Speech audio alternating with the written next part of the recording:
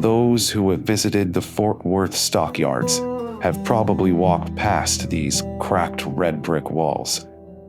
But most never stop long enough to imagine what they once held. This was the Swift and Company meatpacking plant, a self-contained city of cattle chutes, smokestacks, and refrigeration rooms that turned Texas Longhorns into steaks shipped coast to coast. I filmed the ruins in 2016 when every surface dripped with graffiti and the only sounds were wind and pigeons. Join me as we'll rewind to its heyday, trace its fall, and catch up on what's happened since my camera left the grounds.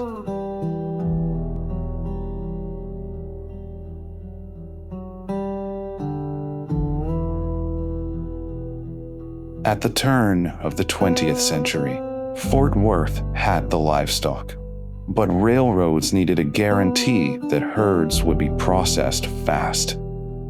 In 1902, Swift and Company answered the call. Mirroring rival armor just across Exchange Avenue, crews laid out more than 13 acres of interconnected brick buildings, a 3-story killing floor, lard house, fertilizer plant, power station, and an ice-making wing big enough to chill whole rail cars. Within months, the plant ran 2,000 head of cattle a day and employed nearly 3,000 workers, many of them recent immigrants who moved straight into tiny shotgun houses on the north side. Money poured in. The Swift payroll fueled storefronts, saloons, and even a trolley extension. Every night, the neon Swift sign atop the boiler house glowed across Marine Creek like a beacon for cowboys and night shift butchers alike. During both world wars, the plant supplied tinned beef and lard to the U.S. Army, earning the nickname the Fort Worth Arsenal of Protein.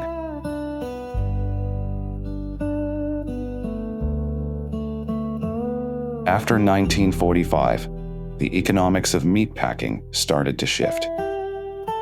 Refrigerated trucking made it cheaper to slaughter cattle closer to West Texas ranches. Unions demanded safer conditions, and new federal sanitation rules required costly upgrades. Swift invested where it could, but by the late 1960s, its Fort Worth operation was running at a loss. On May 3rd, 1971, corporate officials announced the inevitable.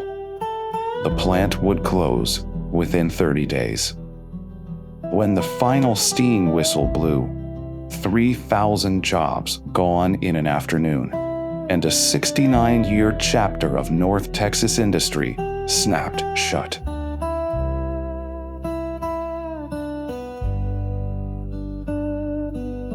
Swift left behind a brick labyrinth laced with ammonia pipes and beef tallow. Security guards patrolled for a while, but a series of suspicious fires in 1975 and 1977 gutted the lard house and cooling tunnels. Insurance paid for partial demolition, yet most of the walls stayed upright, becoming a maze of broken tiles and rusted catwalks. By the 1990s, skateboarders and urban explorers nicknamed it Meat City, every inch filled with tags, murals, and the occasional elaborate wheat paste portrait of long-lost cattle drives. That's the wild canvas I stepped into with my camera in 2017. Sunlight slicing through open roof trusses, cat-size holes in concrete floors. The smell was a cocktail of pigeon droppings and spray paint propellant. Perfect if you're into beautiful decay.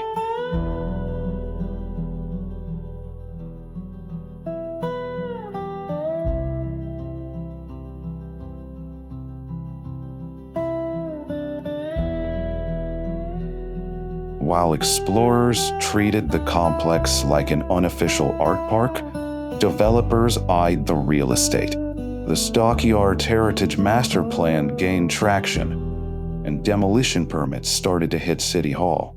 The fertilizer house vanished in 2012. The killing floor and beef cooler followed in 2016. And between 2020 and 2022, most remaining outbuildings were leveled. By the time crews packed up, only a single scale house, a short stretch of perimeter wall, and the south stair tower still stood. Historians salvaged bricks, steel gears, and a rusted sign that once hung in the cattle pens. Future display pieces for a yet-to-be-funded Stockyards museum. Everything else went out in dump trucks by the ton.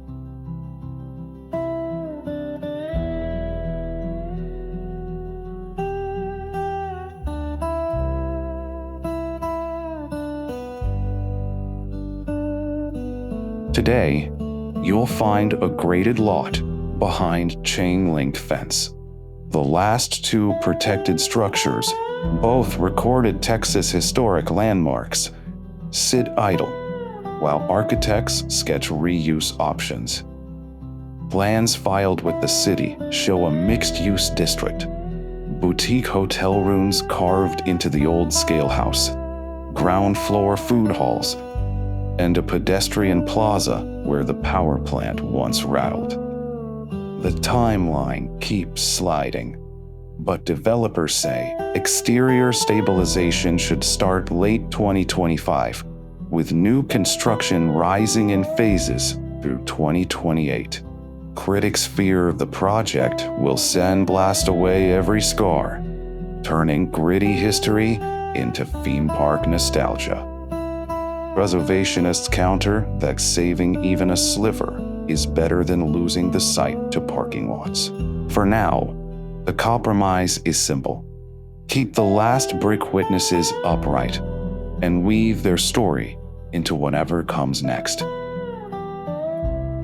Standing inside those ruins, it felt like the plant was speaking, whispering about the thousands of hands that once swung cleavers, pushed carcasses along hooks, or swept sawdust off the kill floor at midnight. Most of that world is gone now, hauled away in dumpsters or polished into boardroom renderings. Yet a few walls remain, and so does the chance to remember what fed Fort Worth, long before craft cocktail bars lined Mule Alley.